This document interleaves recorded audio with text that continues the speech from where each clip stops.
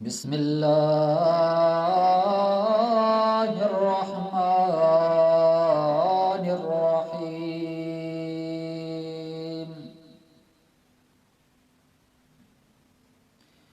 انا انزلنا الیک الکتاب بالحق لتحكم بين الناس بما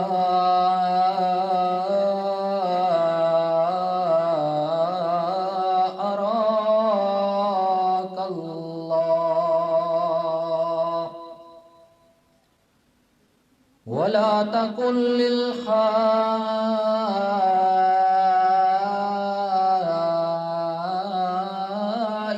للخائنين حسيما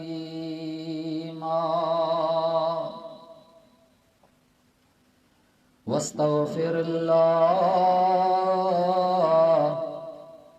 ان اللہ کان غفورا رحیما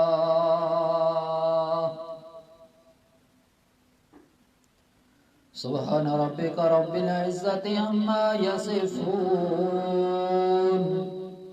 وسلام على المرسلين والحمد للہ رب العالمین۔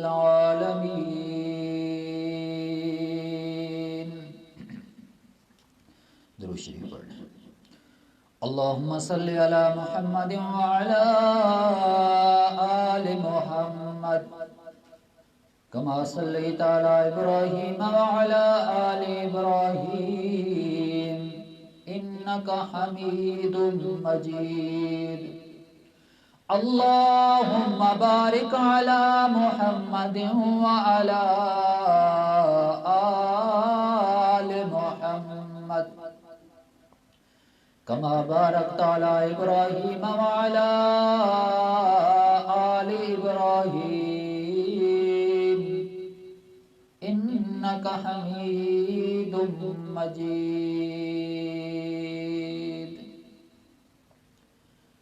واجب الاحترام سامعین کرام، اللہ رب العزت کی لا ریب کتاب بے عیب کتاب قرآن مجید فرقان حمید میں سے آج کا ہمارا سبق سلسلہ وار درس قرآن آیت کریمہ سورۃ النساء کی 5واں پارہ 105 سے شروع ہے۔ اللہ رب العزت کے آگے دعا گو ہوں کہ اللہ رب العزت مجھے صحیح حق بیان کرنے کی، آپ لوگوں کو سن کر سمجھ کر پھر ہم دونوں فریقوں کو اس پر عمل کرنے کی توفیق عطا فرمائے۔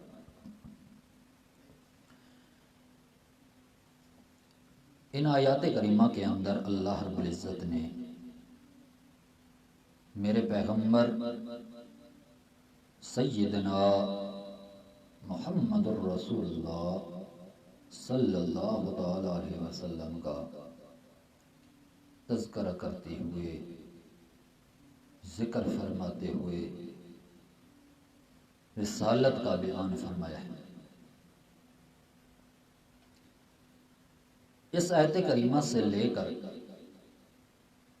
115 آیت کریمہ تک رسالت کا بیان ہے۔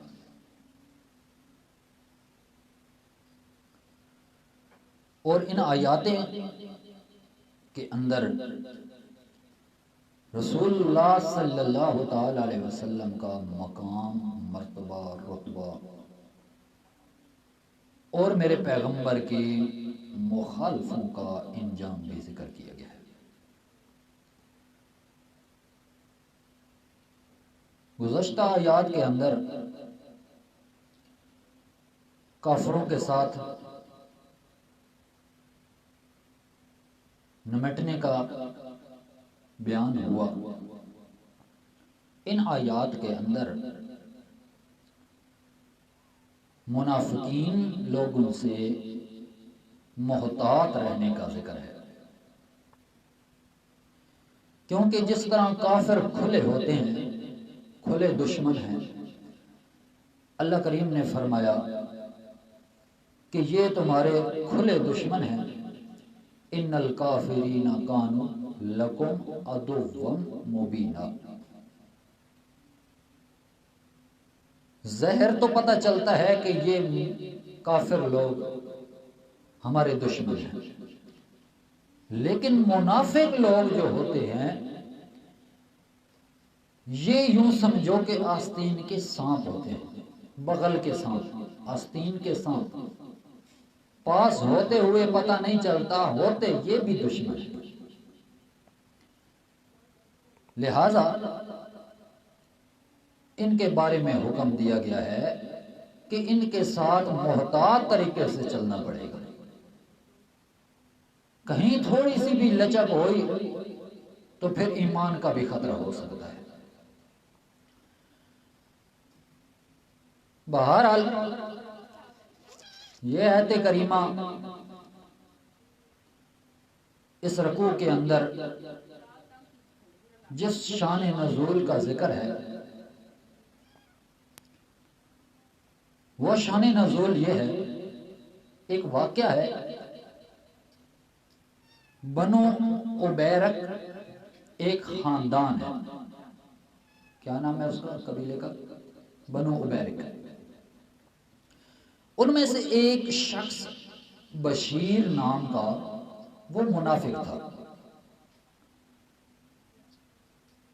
اس نے یوں کیا کہ حضرت رفع بن رضی اللہ تعالیٰ عنہ کے گھر کی چوری کی، گھر کے اندر دیوار کو سوراخ کیا، نقب لگایا، پھر چوری کرنے کے لیے اندر گھس گیا۔ اندر ان کا کچھ آٹا پڑا تھا، وہ آٹا اٹھا لیا، اسی طرح کچھ اور چیزیں بھی پڑی تھی، کچھ ہتھیار وغیرہ تھے وہ بھی اٹھا لیے،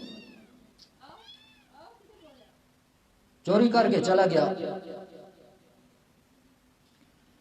صبح کو یہ چیزیں جس وقت پاس پڑوس کے اندر تلاش کی گئی تو نہ ملی۔ پوچھ پرچھ ہونے کے بعد قرائن سے پتہ چلا کہ بشیر نامی چور ہے جو منافق ہے، اوپر سے ایمان کا دعویٰ ہے، اندر سے اس کا ایمان نہیں ہے، چوریاں کرتا ہے، اس کے ذمہ پڑ گئی چوری بھی کی اس نے تھی۔ بنو عبیرک نے جو اس کے جو شریک حال تھے، بڑے بڑے آدمی تھے اس کے، اپنی جماعت کے،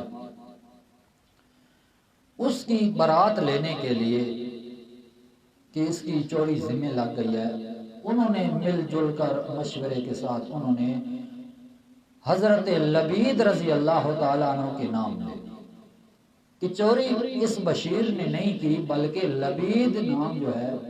صحابی رسول ہے، اس کی چوری کی ہے۔ تو حضرت رفع رضی اللہ تعالیٰ عنہ کے گھر جس وقت چوری ہوئی تھی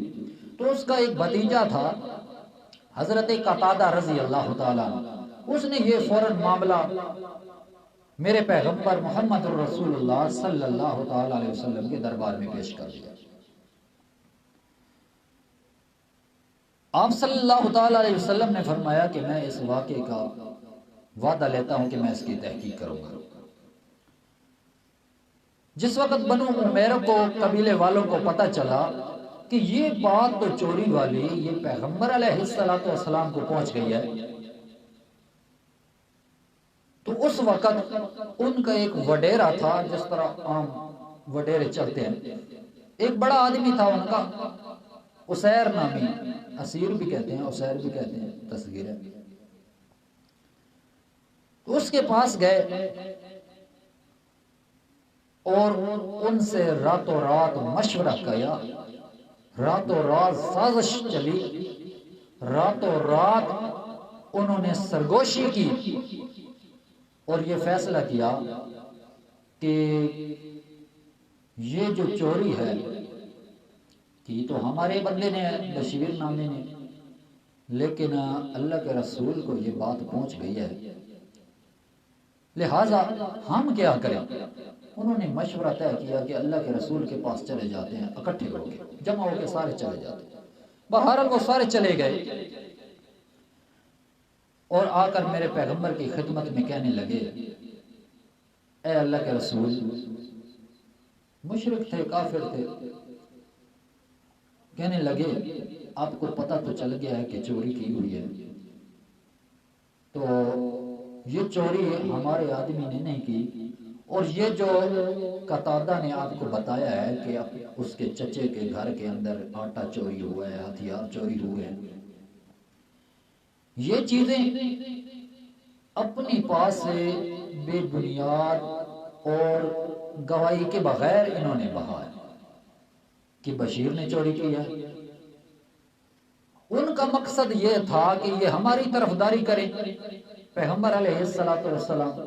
ان کے حق میں نہ بولے،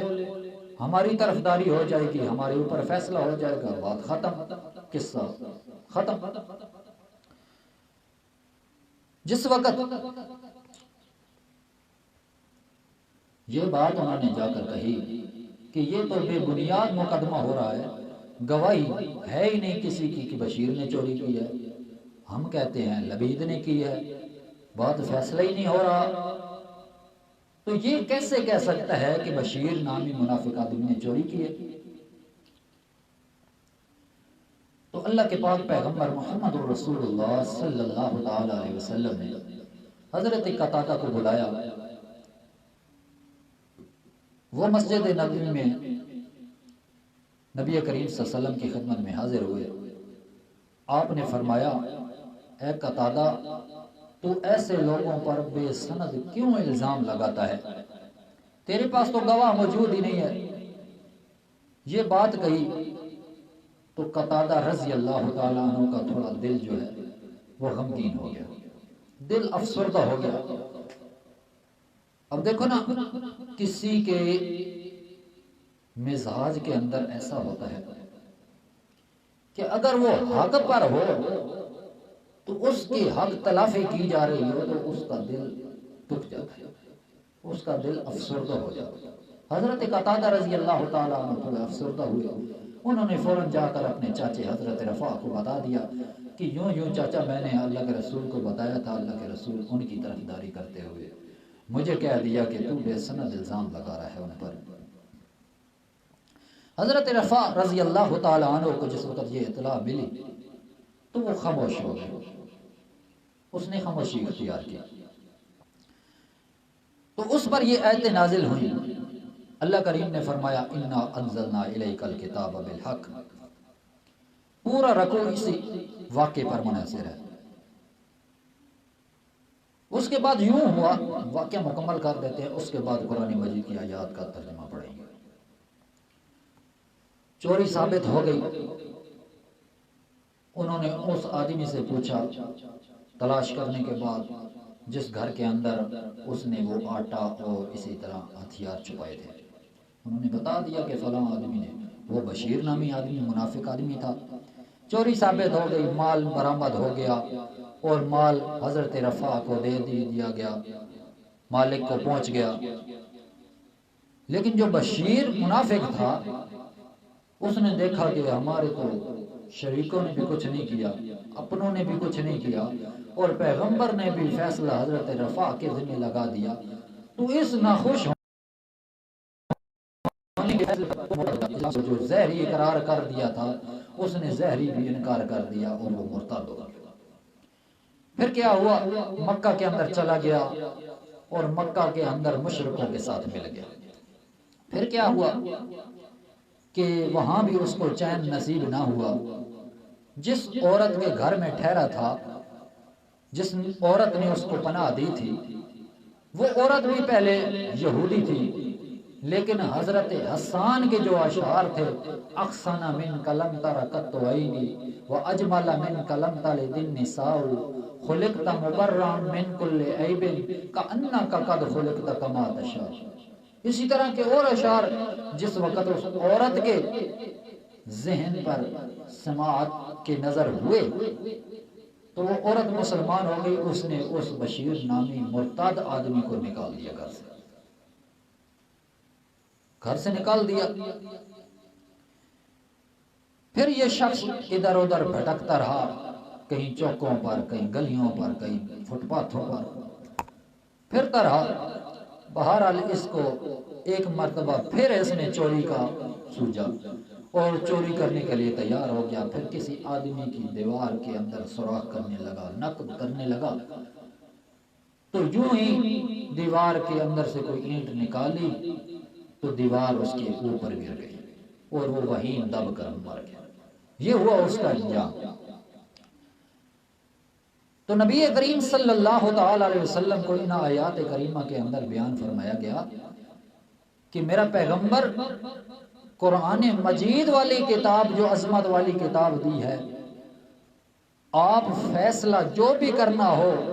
اس قرآن سے کیا کریں, اپنی ثواب دید سے فیصلہ نہ کیا کریں. اللہ کریم نے قرآن مجید کے اندر کھلا بیان فرما دیا, اِنَّا انزلنا الیک الکتاب بالحق. میرا پاک پیغمبر محمد رسول اللہ صلی اللہ تعالی علیہ وسلم, انا انزلنا الیک الکتاب بالحق, ہم نے آپ کی طرف کتاب کو نازل کیا ہے حق سچ کے ساتھ. کتاب کون سی؟ مراد قرآن کریم ہے. الیکا کی کاف ضمیر میرے پیغمبر محمد رسول اللہ صلی اللہ تعالی علیہ وسلم کی طرف نازل. اللہ کریم فرماتے ہیں میرا پیغمبر ہم نے اس کتاب قرآن مجید کو حق سچ کے ساتھ نازل کر دیا آپ کے قلب انور پر, لِتَحْكُمَ بَيْنَ النَّاسِ,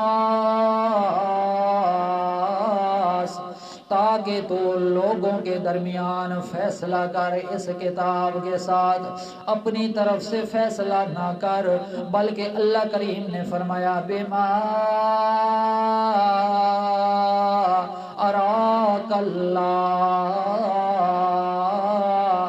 اس پس بھی فیصلہ کر سکتا ہے کہ جو اللہ کریم نے تجھے دکھایا. اراکا کا معنی دکھانا ہوتا ہے, لیکن یہاں پر معنی سمجھانا ہے. اللہ کریم نے جو میرا پیغمبر تیرے ذہن کے اندر بات پیدا کر دی ہے, جو تیرے ذہن کو جو بات ڈال دی ہے میرا پیغمبر, اس کے ساتھ فیصلہ کر اور کتاب کے ساتھ فیصلہ کر. وَلَا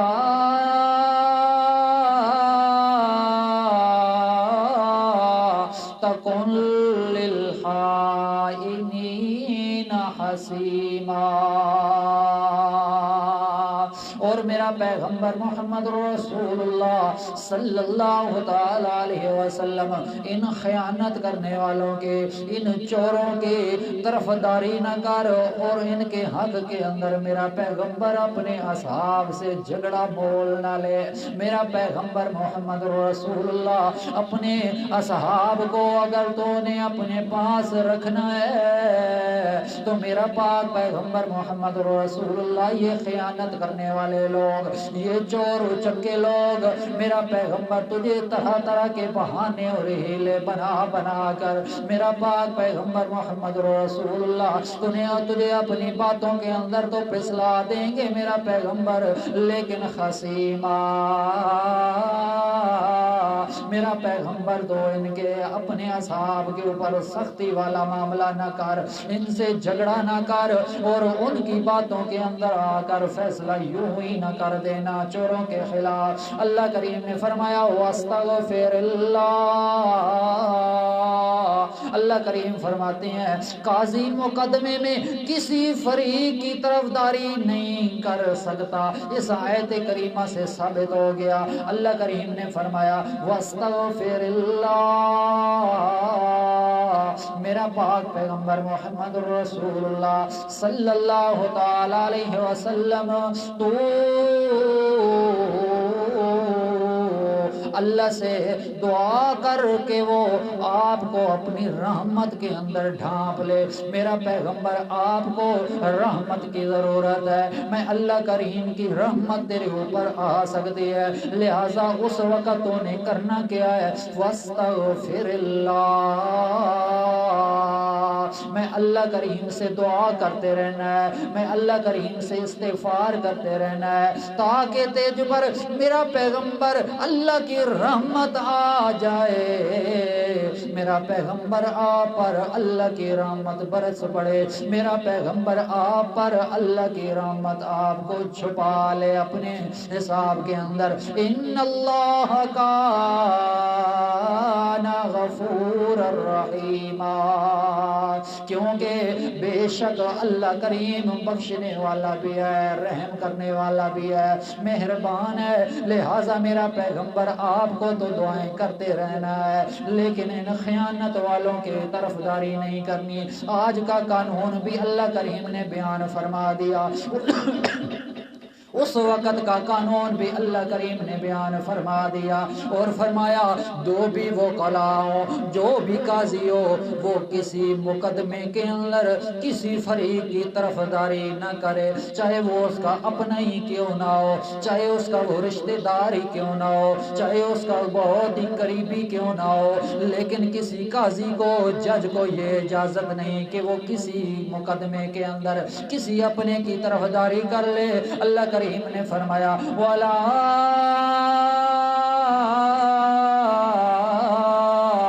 تُجَادِلْ عَنِ الَّذِينَ يَخْتَانُونَ أَنفُسَهُمْ۔ اللہ اکبر۔ پچھلی آیت کریمہ کے اندر اللہ کریم نے مقدمے کے فیصلہ کرنے کے دو اصول بیان فرمائے۔ ترجمہ تو پڑھ لیا، پتہ نہیں چلا کہ کیا اصول یہ بیان فرمائے۔ پہلا اصول کہ تمام فیصلے کتاب اللہ کے احکامات کے تابع ہو، پیچھے چلے کتاب اللہ کے، جس طرح کتاب فیصلہ کرے، اللہ کا قرآن فیصلہ کرے، میرا پیغمبر آپ کے فیصلے بھی قرآن کے عین مطابق ہونے چاہیے۔ اور دوسرا حکم، دوسرا اصول یہ فرمایا کہ میرا پیغمبر اپنی ثواب دید سے فیصلہ کر سکتے ہیں، آپ کریں، اس لیے کہ اللہ تعالیٰ آپ کو ایسے امور ذہن میں ڈال دیتے ہیں کہ میرا پیغمبر آپ اس امور سے جو ابھی قرآن نازل نہیں ہوتا اس سے پہلے بھی آپ فیصلہ کر سکتے ہیں۔ بما اراک اللہ، اس کا یہی مطلب ہے۔ اس سے کیا ثابت ہوا؟ سنت پیغمبر رسول اللہ صلی اللہ تعالی علیہ وسلم، جیسا کہ اگلی 115 نمبر آیت کے اندر آئے گا۔ اور یہ بات کیسے کہ اللہ کریم نے میرے پیغمبر کو سمجھایا ہوا تھا پہلے، بما اراک اللہ، اللہ کریم نے پہلے سے پیغمبر کو سمجھا دیا۔ سورۃ قیامہ کے اندر فرمایا ثم انا علینا بیانہ، پھر بے شک علینا ہمارے اوپر بیانہ، آپ کا بیان کرنا ہے، یعنی آپ نے پہلے بیان کر دیا، پھر قرآن مجید اتار دیا میرا پیغمبر آپ کے اوپر، اسی پر تصدیق ہو گئی۔ تو یہ دو اصول بیان فرمائے۔ باقی آج کل کے دور کے اندر، معاشرے کے اندر اجتہاد کی اجازت تو ہے، لیکن اس قسم کا اجتہاد صرف اور صرف پیغمبر محمد رسول اللہ ہی کر سکتے ہیں۔ آج کل کا کوئی جج، قاضی اور مجتہد نہیں کر سکتے۔ اللہ کریم نے فرمایا وَلَا تُجَادِلْ عَنِ الَّذِينَ يَخْتَانُونَ أَنفُسَهُمْ، میرا پاک پیغمبر محمد رسول اللہ صلی اللہ تعالی علیہ وسلم،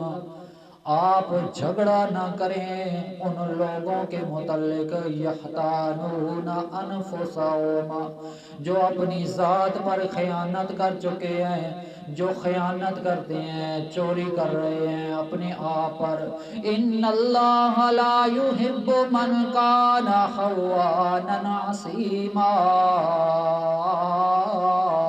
اللہ کریم نے فرمایا میرا پاک پیغمبر محمد رسول اللہ جو بندہ بے خیانت کرتا ہے چوری کرتا ہے اللہ کریم فرماتے ہیں چوروں کو تو اللہ کریم پسند ہی نہیں کرتا خیانت کرنے والوں کو پسند نہیں کرتا اسیما گناہگار کو بھی اللہ کریم پسند نہیں کرتا اللہ کریم نے فرمایا وَلَا تُجَادِلْ عَنِ الَّذِينَ يَخْتَانُونَ أَنفُسَهُمْ إِنَّ اللَّهَ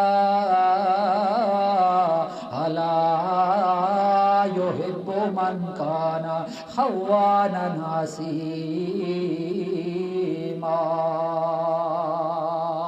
اللہ کریم فرماتے ہیں دنیا کا بھی قانون یہی ہے کوئی وکیل بن جائے آج کل تو وکیل یوں ہی بنے جاتے ہیں چاہے وہ حق پر ہے تب بھی وکیل بنے گا چاہے وہ باطل پر ہے تب بھی وکیل بن جائے گا لیکن اللہ کا پاک قرآن کہتا ہے میرا پیغمبر آپ فیصلہ نہ کریں جو آپ کے ذمہ لگایا ہے اس قرآن کے اندر جو آیا ہے اسی کے ساتھ آپ فیصلہ کریں کبھی کبھی وکیل جانتے ہوئے بھی غلط فریق کا مقدمہ لڑنا شروع کر دیتا ہے اسلامی کورٹ میں ہو یا ایڈوکیٹ ہو یا جو بھی ہو اس کے اندر وکیل بنائے جاتے ہیں فریقین دونوں طرف سے اپنے اپنے وکیل پیش کیا کرتے ہیں لہذا غلط فریق کا مقدمہ کبھی بھی وکیل نہ کرے کیونکہ یہ غیر اسلامی طریقہ ہے جو حق پر ہے اس کا وکیل بننا ہی ضروری ہے جو حق پر نہیں ہے باطل پر ہے اس کا وکیل بننا وہ حرام کی کمائی ہے لہذا وہ حرام کا فیصلہ ہوگا حرام کی کمائی کھائے گا اسی لیے تو آج کل کے وکیلوں کے بارے میں کہا گیا ہے کہ پیدا ہوا وکیل تو شیطان نے کہا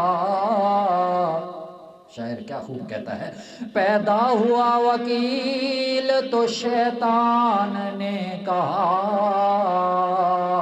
لو آج ہم بھی صاحب اولاد ہو گئے شیطان کیا کہتا ہے وکیل پیدا ہوا کہ شیطان خوش ہو جاتا ہے کہتا ہے آج تو ہم بھی اولاد والے ہو گئے صاحب اولاد ہو گئے ہمارے بھی کوئی شتنگڑے نکل آئے اللہ اکبر اللہ کریم فرماتی ہیں میرا پاک پیغمبر محمد رسول اللہ صلی اللہ تعالی علیہ وسلم آپ ان لوگوں کی طرف سے فریق نہ بنے جو اپنے آپ سے دغا کرتے ہیں اپنے آپ سے خیانت کر رہے ہیں کیوں اللہ کریم فرماتے ہیں اللہ کریم جو ہے وہ بڑے خائن اور گناہگار کو پسند نہیں کرتا چاہے وہ چور ہو چاہے دغا باز ہو چاہے خیانت کرنے والا ہو اللہ کریم فرماتے ہیں دنیا کے اندر تو وکیل جھوٹے بھی بنا لیں گے لیکن قیامت والا بھی معاملہ یاد کریں آخرت والے دن کو بھی یاد کریں یستخفون من الناس ولا يستخفون من الله وهو معهم إذ يبيتون ما لا يرضى من القول وكان الله بما يعملون محيطا اللہ کریم فرماتے ہیں غلط مقدمات دائر کرنے والوں کو تنبیہ فرما رہے ہیں اللہ کریم فرماتے ہیں وہ لوگوں سے تو چھپتے پھر رہے ہوتے ہیں یستخفون من الناس لوگوں سے تو چھپتے پھر رہے ہیں ولا یستخفون من اللہ سے تو نہیں چھپ سکتے کسی حال کے اندر بھی جس وقت ان کے اوپر اللہ کی پکڑ آئے گی تو وہ کسی طریقے سے بھی بچ نہیں سکیں گے اللہ کریم فرماتے ہیں وَهُوَ مَعَهُمْ حالانکہ ان کی بات یہ ہے کہ اللہ کریم فرماتے ہیں اللہ تعالیٰ اس وقت بھی ان کے ساتھ ہوتا ہے جس وقت وہ اِذْ يُبَيِّتُونَ مَا لَا يَرْضَى مِنَ الْقَوْلِ جس وقت وہ رات کو مشورے کر رہے ہوتے ہیں، رات کو اللہ کے نزدیک، رات میں اللہ کے نزدیک ناپسندیدہ بات کا مشورہ کر رہے ہوتے ہیں، لا یرزا من القول، جھوٹی بات کی سرگوشیاں اور سازشیں کر رہے ہوتے ہیں، اس وقت بھی تو اللہ کریم ان کے ساتھ ہوتا ہے۔ وَقَانَ اللَّهُ بِمَا يَعْمَلُونَ مُحِيطًا، اور اللہ تعالیٰ اس کو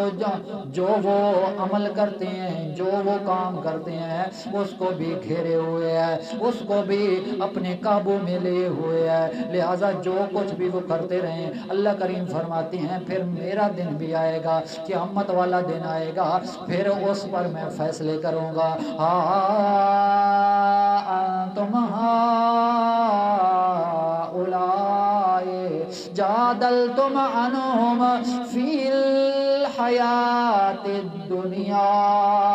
فمن یجادل اللہ عنہم یوم القیامت، اللہ کریم فرماتے ہیں تم سنتے ہو نا اے لوگو، انتم یہ وہی لوگ ہیں، جادلتم، اللہ کریم فرماتے ہیں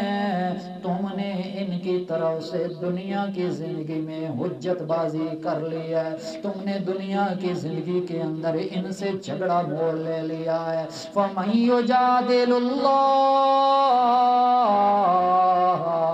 کون شخص ہے جو اللہ سے جھگڑا کرے گا ان کے متعلق قیامت والے دن، جس وقت قیامت والا دن ہوگا، پھر یہ لوگ میرا پیغمبر تم بھی ان سے جھگڑا مول لیتے ہو، حجت بازی سے کام لیتے ہو، ان کی طرفداری کرتے ہو، میرا پیغمبر محمد رسول اللہ، وَمَن يُجَادِلُ اللَّهَ عَنْهُمْ يَوْمَ الْقِيَامَةِ، پھر قیامت والا دن جو آئے گا، پھر ان لوگوں کی طرفداری سے کون بدلہ لے گا، کون اللہ تبارک و تعالیٰ سے جھگڑا مول لے گا۔ اللہ کریم فرماتے ہیں اَمَّن يَكُونُ عَلَيْهِمْ وَكِيلًا، یا کون ہوگا ان پر کوئی مدد کرنے والا، یا کون ہوگا ان سے کوئی اپنا کام نکالنے والا، یا کون ہوگا ان کا کوئی کارساز ہوگا جو ان کی مدد کرے، ان کا وکیل بنے، ان کا نگہبان بنے۔ اللہ کریم فرماتے ہیں وَمَن يَعْمَلْ سُوءًا أَوْ يَظْلِمْ نَفْسَهُ، جو شخص برے عمل کرتا ہے، برے کام کرتا ہے، أَوْ يَظْلِمْ نَفْسَهُ، یا اپنے آپ پر وہ ظلم زیادتی کرتا ہے، جھوٹی چوری کرتا ہے یا جھوٹی گواہی دے دیتا ہے، ثم یستغفر اللہ، پھر اللہ کریم سے وہ بخشش طلب کرتا ہے، معافی مانگتا ہے، یجد اللہ غفور الرحیم، تو پھر اللہ تعالیٰ کو بخشنے والا اور رحم کرنے والا بھی مانتا ہے۔ اللہ کریم تعالیٰ فرماتے ہیں یہ جو صحابی صحابی رفاع بن زید تھا، یہ یہودی کے باتوں کے اندر آ کر ان کے اللہ کے پیغمبر کے فیصلے پر خاموشی اختیار کر لی۔ اللہ کریم نے فرمایا جو بھی شخص کوئی برائی کرے، چوری والا کام کرے یا اپنے اوپر ظلم کرے، پھر اللہ سے وہ بخشش مانگے، اللہ سے بخشش مغفرت چاہے، تو وہ اللہ تعالیٰ کو بہت بخشنے والا اور مہربان پائے گا۔ لہٰذا وَمَن يَكْسِبْ إِثْمًا فَإِنَّمَا يَكْسِبُهُ عَلَى نَفْسِهِ، اور جو شخص گناہ والا کام کرے، گناہی والا حصہ اپنا بنا لے، یکسب اسمن، گناہ کمائے، فَإِنَّمَا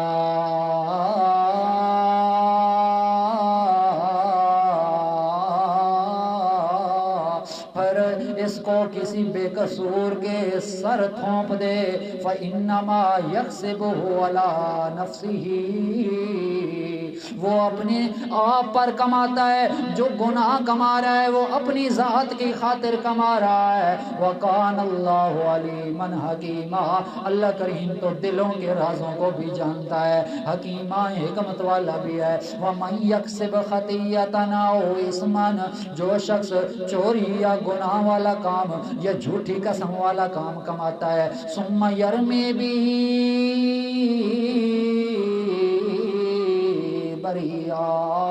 پھر وہ اپنا الزام کسی اور پر ڈال دیتا ہے، کسی بے قصور پر وہ اس کے ذمہ الزام لگا دیتا ہے، فَقَدِ احْتَمَلَ بُهْتَانًا وَإِثْمًا مُبِينًا، تو اس نے بہت بڑا بہتان لگایا ہے اور صحیح گناہ کا اس نے ارتکاب کیا ہے۔ لہٰذا اللہ کریم فرماتے ہیں دنیا کے اندر کوئی بھی فیصلہ کرنا ہے، کسی کے سر کوئی دوسرے گناہ، اپنا گناہ کسی کے سر نہیں لگانا۔ مقدمہ اگر ہو جائے تو جھوٹے کا جھوٹا ہی مقدمہ ہوتا ہے، لہٰذا مقدمہ جس وقت بھی ہو جائے حق والوں کا ساتھ دینا چاہیے، کیونکہ اللہ کریم فرماتے ہیں دنیا کے اندر تو یہ سارے کام کر لیں گے، چوری ڈکیتی بھی کر لیں گے، اپنے مقدموں کو بھی حل کروا لیں گے، جھوٹی قسمیں بھی اٹھا لیں گے، چوری چکاری بھی کرتے رہیں گے، لیکن اللہ کریم فرماتے ہیں فَقَدْ احْتَمَلَ بُهْتَانًا وَإِثْمًا مُبِينًا، دنیا کے اندر تو یہ کام کریں گے لیکن دنیا کے اندر سراسر بہتان والا کام کریں گے، دوسرے کے ذمہ وہ بات لگا دینا بہتان ہوتا ہے، صریح گناہ ہے۔ اللہ کریم فرماتے ہیں بہت بڑا گناہ وہ کر رہے ہیں، لیکن جس وقت قیامت والا معاملہ آئے گا پھر میں خود ہی ان سے فیصلہ کر لوں گا، ان سے بات کر لوں گا، ان کے ذمہ اللہ کریم فرماتے ہیں پھر میں جہنم کا عذاب تیار کر رکھا ہے۔ جو بھی اس طریقے کے ساتھ دنیا کے فیصلے کرتے ہیں، دنیا کے مقدمے لڑتے ہیں، میرے پاک پیغمبر محمد رسول اللہ تجھے بھی تنبیہ دی جا رہی ہے، میرا پیغمبر تو بھی فیصلہ کر، تو بما اراک اللہ، جو اللہ کریم نے تجھے سمجھایا ہے، جو تمہیں اللہ کریم نے بتایا ہے اس کے ساتھ فیصلہ کر، اور اس کے ساتھ فیصلہ کر۔ انزلنا الیک الکتاب بالحق لتحکم بین الناس، اللہ کریم نے فرمایا میرا پیغمبر دنیا کے اندر اتنی نفری آپ کے پاس اکٹھی ہو جائے گی، ایک طرف داری کرنے کی ضرورت نہیں، اپنے قریب والوں کی طرفداری کرنے کی ضرورت نہیں، فیصلہ کرنا ہے تو بما اراک اللہ، میرا پیغمبر جو کچھ تجھے اللہ کریم نے علم دیا ہے، جو کچھ تجھے سکھایا سمجھایا ہے اس سے فیصلہ کرنا، اور دوسرے نمبر پر اس کتاب قرآن مجید پر فیصلہ کرنا۔